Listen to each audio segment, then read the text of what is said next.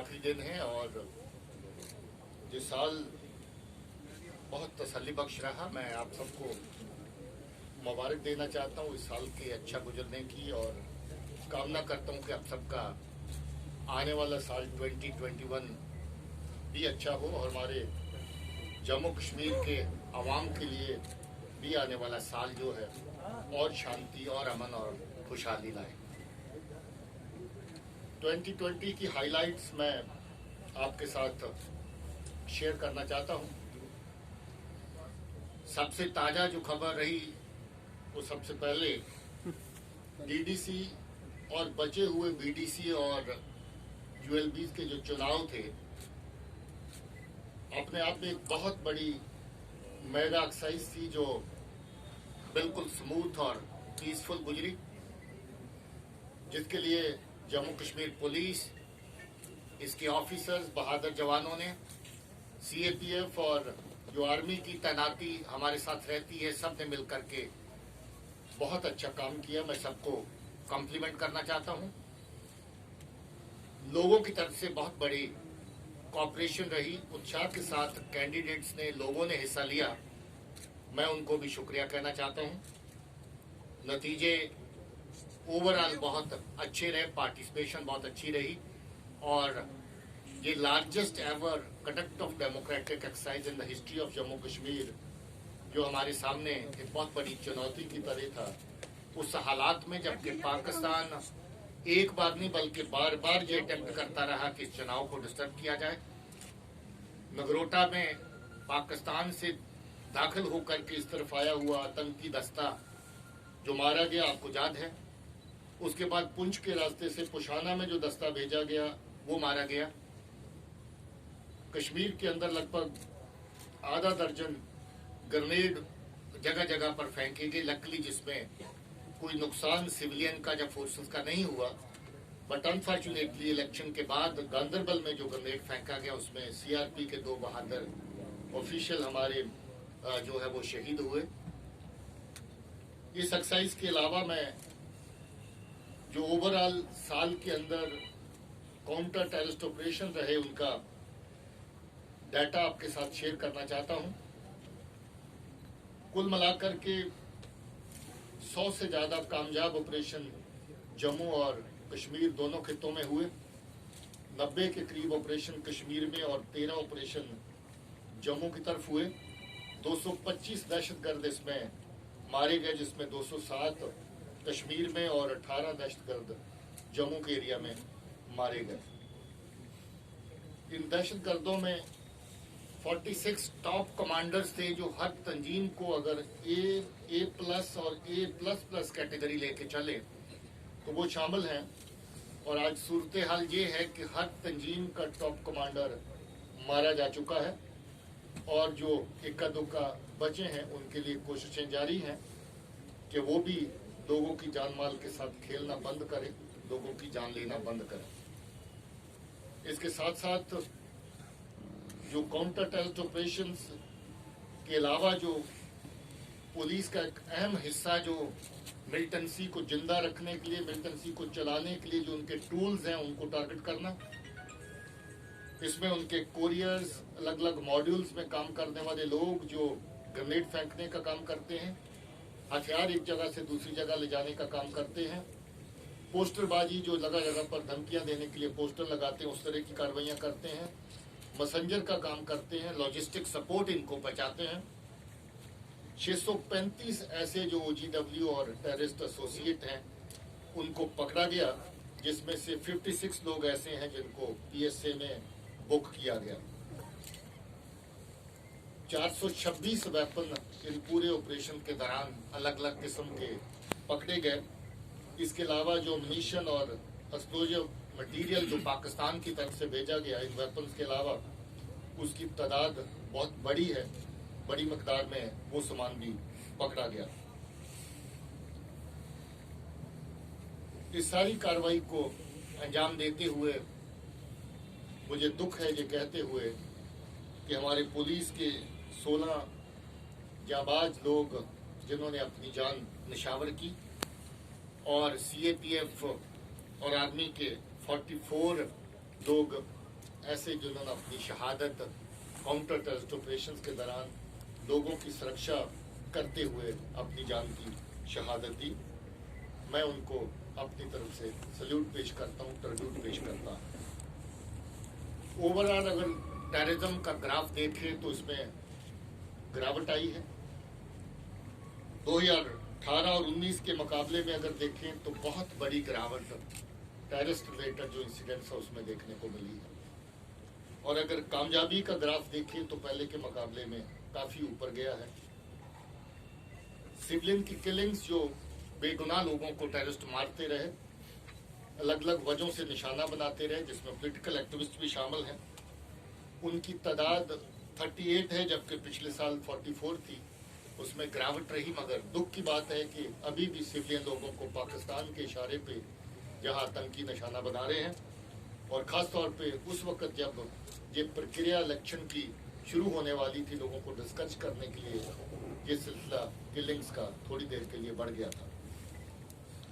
Security forces की killing पहले से थोड़ा कम हुई है, मगर फिर भी दुख की बात है कि हम लोग जिस तरह का काम अंजाम देते हैं उसके चलते हमारे बहादुर साथियों को हमें खोना पड़ता है, मगर पहले से ये तादाद कम हुई है। टेररिस्ट रैंक्स में जो रिक्रूटमेंट हुई 18 के मुकाबले में तो बहुत कम, मगर 19 के मुकाबले में थोड़ी सी उसमें बढ़ोतरी हुई। मगर पॉजिटिव साइड ये रही है कि उसमें से 70% लोग या तो ज्वाइन करने के बाद मारे गए या गिरफ्तार किए गए। हमारी कोशिश रही कि जो नए लड़के मिलिटेंट्स की सफों में शामिल हो रहे हैं उनको डिसुएड किया जाए गलत रास्ते से। बहुत सारे लोगों को हम लोग वापस लाने में कामयाब हुए। उनके माँ बाप का भी बहुत बड़ा हाथ इसमें रहा। इसमें 46 ऐसे लोग हैं जिनको हम लोग गिरफ्तार किए, जो आतंकी बन चुके थे मगर उनको हमने गिरफ्तार किया, और 76 ऐसे लोग हैं जो ज्वाइन करने के बाद मारे गए। इसके माने ये हैं कि जो टेररिस्ट की शेल्फ लाइफ है वो पहले के मुकाबले में बहुत कम हुई है। ये कहीं भी 3 दिन से लेकर 3 महीने ज्यादातर रही। जो ज्वाइन किया नया, ज्यादातर 3 दिन से लेकर 3 महीने के अंदर ही न्यूट्रलाइज हो गया या फिर पकड़ा गया। इसके चलते लोगों ने बहुत कोऑपरेशन दी, और जो लोग वापस लौट के आए घरों में बैठे हैं, जिनका मैं जिक्र इस फिगर्स के बीच में नहीं कर रहा हूँ, इसके अलावा है, उनके दोबारा उस रास्ते पे जाने की कोई रिपोर्ट अभी तक नहीं है। 2 दर्जन के करीब ऐसे केस भी हैं जिनको हमने बिना कानूनी कार्रवाई के ही बाहर लाया और वापस उनको घर वालों को सौंपा है। घर वालों के साथ अच्छे से रह रहे हैं। सीज फायर की वायलेशंस का अगर जिक्र करें तो बहुत बढ़ोतरी हुई है। पाकिस्तान ने सीज फायर वायलेशंस को एक हथकंडे की तरह इस्तेमाल किया। जब जब सीज फायर वायलेशंस बढ़ी, उसके बीच में इन्फिल्ट्रेशन बढ़ाने की कोशिश करी, मगर उसका मुंह तोड़ जवाब दिया गया।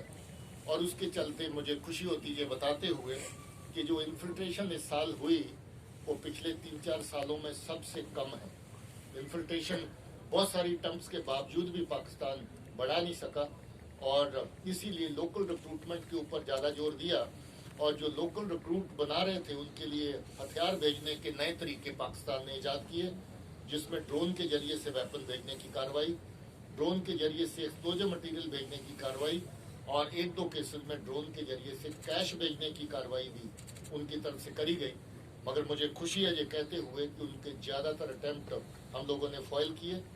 हम लोग सर्विलेंस के सिस्टम के जरिए से जो नज़र रखते थे, जो एक्टिविटीज रास्ते में इंटरसेप्ट करने की हमारी रहती हैं, हमें बहुत बड़ी कामयाबी उसमें मिली। और लगभग 1 दर्जन ऐसे केस जो वेपन ड्रॉपिंग के, एक्सप्लोजिव ड्रॉपिंग के, वो हम लोग उनके फॉइल कर चुके हैं और वो हथियार पकड़ चुके हैं।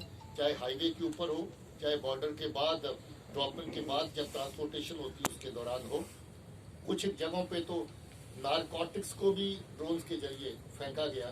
तो ये नार्को टेररिज्म की एक नई शेड जो पाकिस्तान ने तैयार करी है, उसका भी काफ़ी अच्छे तरीके से जहाँ पर जो कार्रवाई हुई उसको काउंटर करने में मैं सराहना करता हूँ पुलिस की और फोर्सेस की, जिन्होंने मिलकर के इस फ्रंट के ऊपर बहुत अच्छा काम किया।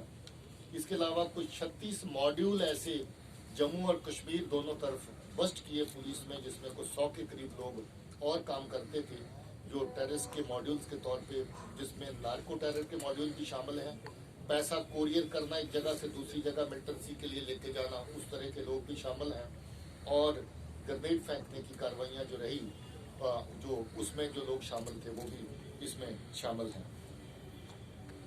लॉ एंड ऑर्डर का जो 2020 के दौरान मैं खास तौर पे जिक्र करना चाहता हूँ, और इसके लिए जमायती सेपरेटिस्ट एलिमेंट लोगों को वर्गला के लॉ एंड ऑर्डर की तरफ ले जाते थे, लोगों की जान माल के साथ खिलवाड़ करते थे।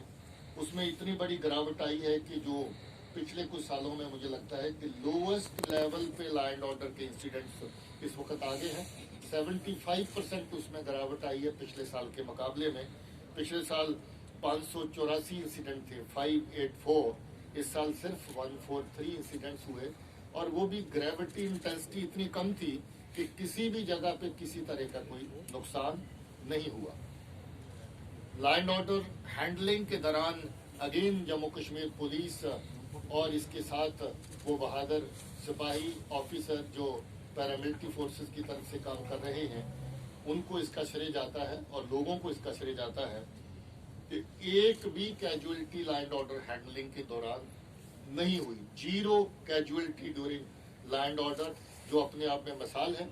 पिछले साल भी ये मिसाल कायम हुई, मगर पिछले साल 2 लोग लॉ एंड ऑर्डर के दौरान ज्यादा करीब आके जब वो टकराए, या कुछ जगह पे क्रॉस स्टोन पेल्टिंग के केसेस में किसी को पत्थर लगा, उसकी 17 दिन के बाद मौत हो गई, या कोई गाड़ी के ऊपर ही कूद गया सिक्योरिटी फोर्सेस की गाड़ी के ऊपर और गाड़ी से गिरा और चोट लगी। सिर्फ और सिर्फ 2 कैजुअलिटी पिछले साल लॉ एंड ऑर्डर में हुई थी, वो भी सिक्योरिटी फोर्सेस के एक्शन में नहीं हुई थी, अपनी नालायकी की वजह से या अपनी नाअहलियत की वजह से। जो लोग लॉ एंड ऑर्डर में ज्यादा ओवर एक्साइट होकर के आगे चलते हैं, उस वजह से हुई थी, वरना पिछले साल भी 0 कैजुअलिटी थी। दूसरा और खुशी की बात ये रही कि ऑपरेशंस के दौरान कोलेटरल डैमेज लगभग 0 के बराबर रहा। कश्मीर के अंदर श्रीनगर में बटमालू में ऑपरेशन में एक औरत की जान गई थी क्रॉस फायर के दौरान। उसके अलावा तमाम तर ऑपरेशन बिल्कुल साफ रहे, और बहुत ही अच्छी बात जो पहले नहीं थी वो देखने को मिली कि ऑपरेशंस के दौरान लोगों का कॉन्फिडेंस फोर्सेस के ऊपर, पुलिस के ऊपर बढ़ा है। ये पहली बार हुआ है कि इस साल 12 दहशतगर्द चलते हुए ऑपरेशन के दौरान हमारे सामने सरेंडर हुए हैं। ये कॉन्फिडेंस की बात है, ट्रस्ट की बात है कि अगर कोई चलते हुए ऑपरेशन के दौरान भी सरेंडर करता है तो उसकी जान का किसी तरह का नुकसान नहीं होगा। इसकी मिसालें आप लोगों ने अपने टीवी चैनल्स के जरिए से रिकॉर्ड भी करी, लोगों तक पहुंचाई भी। ये सिलसिला हमारा आने वाले टाइम में भी जारी रहेगा कि कोई भी शख्स, अगर कल भी उस बच्चे ने एक ने कोशिश करी, कल जो लावेपुरा में इनकाउंटर चलता रहा, मगर उसके ऊपर उसी के साथियों ने फायरिंग करनी शुरू कर दी।